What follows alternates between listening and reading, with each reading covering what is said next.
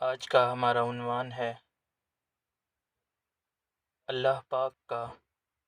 انسانوں کو کھلا چیلنج۔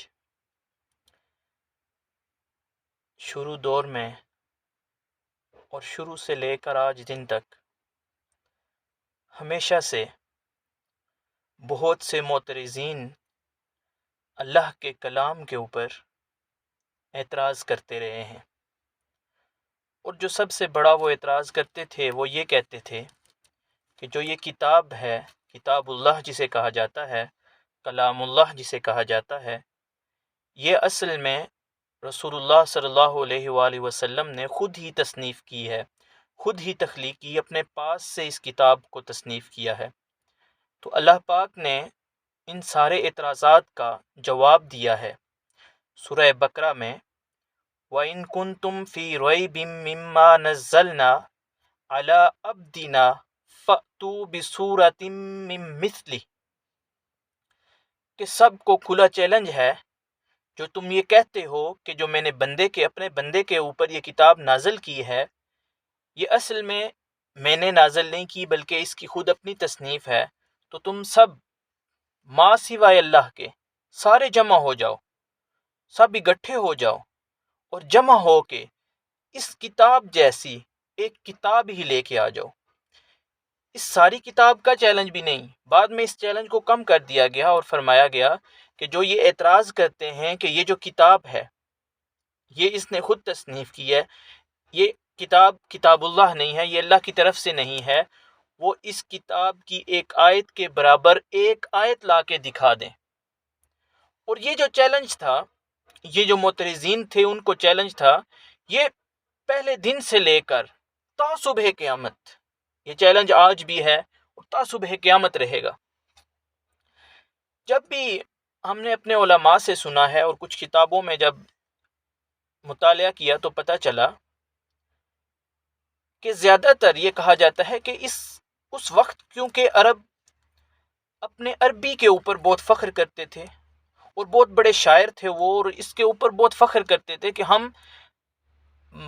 کلام بہت اچھا کر سکتے ہیں، ہم بہت اچھی شاعری کر سکتے ہیں، انہیں عربی کے اوپر بڑی گرفت تھی، تو اس لیے ان کو یہ چیلنج دیا گیا۔ لیکن میرے نزدیک یہ چیلنج صرف قرآن کی آیات کے بدلے میں صرف لکھنے کا، کوئی عربی میں آیت لکھنے کا چیلنج نہیں تھا، یہ بھی چیلنج ہوگا،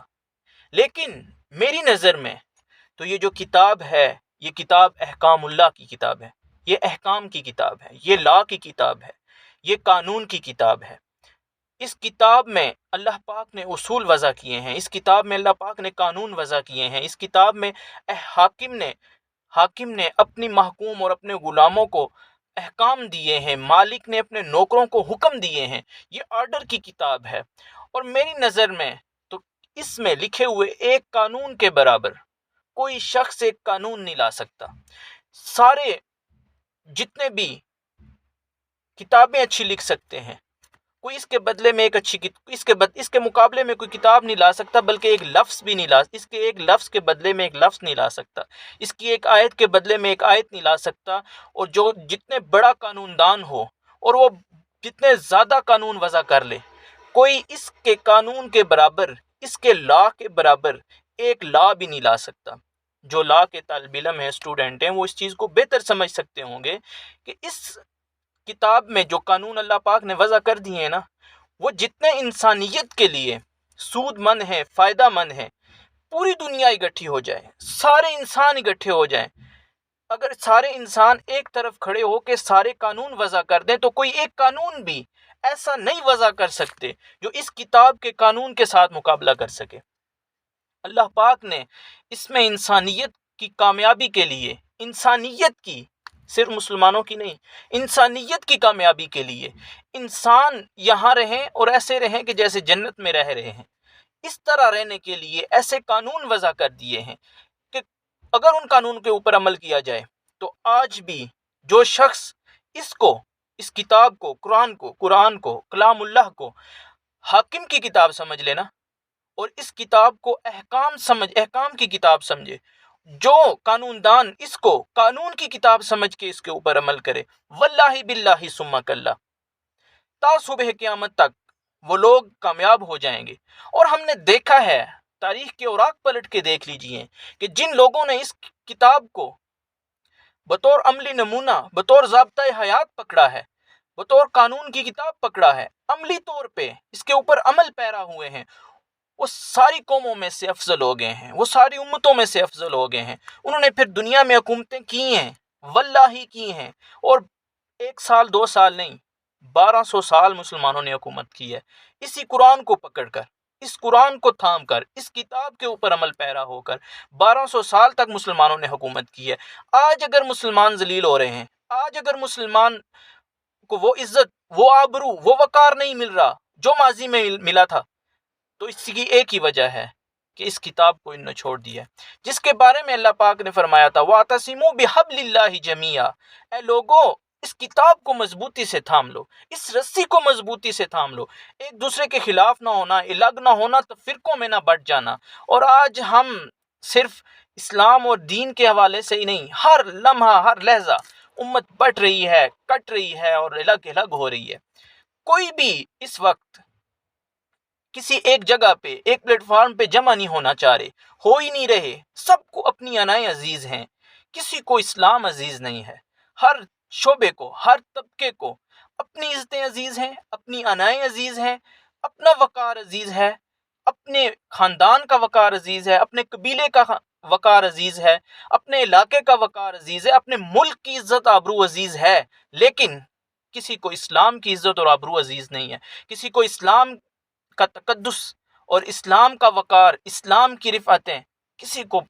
پیاری نہیں ہے، کسی کو عزیز نہیں ہے، کسی کو ان کے اوپر سب سمجھوتا کر رہے ہیں لیکن اپنی عزتوں کے اوپر سمجھوتا نہیں کرتے۔ ہر لمحہ ہر لحظہ جب بھی ہمارے سامنے دو باتیں آ جائیں، ایک طرف اللہ کا حکم ہو اور ایک طرف لوگ ہوں، تو ہم لوگوں کی بات پہ عمل کرتے ہیں، اللہ کا حکم چھوڑ دیتے ہیں۔ ہمارے سامنے جب بھی دو قانون آ جائیں، ایک قانون انسانوں کا بنایا ہوا، ایک قانون لبرلز کا بنایا ہوا، ایک قانون گوروں کا بنایا ہوا، ہم اس کو تو پرائرٹی دیتے ہیں لیکن قرآن کے قانون کو اور اللہ کے قانون کو پرائرٹی نہیں دیتے۔ اس کی بیسیکلی وجہ یہی ہے جس کی وجہ سے آج ہم مسلمان ذلیل ہو رہے ہیں۔ یقین مانیں اس وقت دنیا میں اگر سب سے زیادہ تعداد میں ہیں تو وہ مسلمان ہیں، اگر سب سے کرنسی کے لحاظ سے، معدنیات کے لحاظ سے، مالی طور پہ،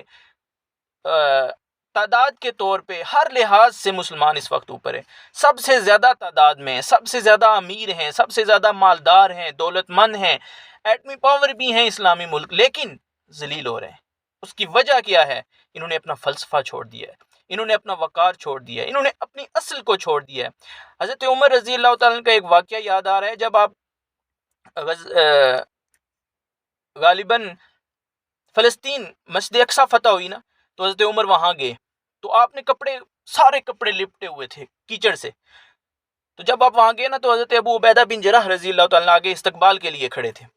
تو ایک فاتح کا حاکم جا رہا ہے، فاتح قوم کا، فاتح فوج کا ایک حاکم وہاں جا رہا ہے اور کپڑے لپٹے ہوئے ہیں اور اپنے ہی موزے اٹھا کے کندھوں کے اوپر رکھے ہوئے ہیں۔ تو جب انہوں نے پوچھا، انہوں نے دیکھا کہ امیر المومنین یہ کیا مطلب آپ نے حالت بنائی ہوئی ہے، انہوں نے کہا ابو عبیدہ ایک میری بات یاد رکھنا، انہوں نے ایک تاریخی جملہ کہا کہ جب تک دامن مصطفیٰ مسلمانوں کے ہاتھ میں ہے نا، اور یہ قرآن اور یہ اصول اگر مسلمانوں کے ہاتھ میں رہے، تو ان کے کپڑے پھٹے ہوئے، ان کے کپڑے گندے ہوئے اور موزے چاہے کندھوں پہ ہوں چاہے سر پہ ہوں، یہ عزت دار رہیں گے۔ اور جس دن دامن مصطفیٰ ہاتھ سے چھوٹ کے آنا، تو تب چاہے یہ جبے لگائیں، کبے لگائیں، پگڑیاں باندھیں، سفید کپڑے پہن لیں، جو مرضی کر لیں، ان کو عزت نہیں ملے گی۔ عزت صرف دامن مصطفیٰ سے وابستہ ہونے میں ہے۔ آئیں آج ہم سب مل کے دعا کرتے ہیں کہ آج بھی وقت ہے کہ ہم دامن مصطفیٰ سے وابستہ ہو جائیں، ہم قرآن کو مضبوطی سے تھام لیں اور قرآن پہ یکجا ہو جائیں، جمع ہو جائیں۔ انہی الفاظ کے ساتھ آج وقت زیادہ لے لیا، اللہ پاک ہم سب کو عمل پیرا ہونے کی توفیق عطا فرمائے اور قرآن کو بطور ضابطۂ حیات مان کے، بطور لا کی کتاب مان کے اس کے اوپر عمل پیرا ہونے کی توفیق عطا فرمائے۔ وآخر دعوانا الحمدللہ رب العالمین۔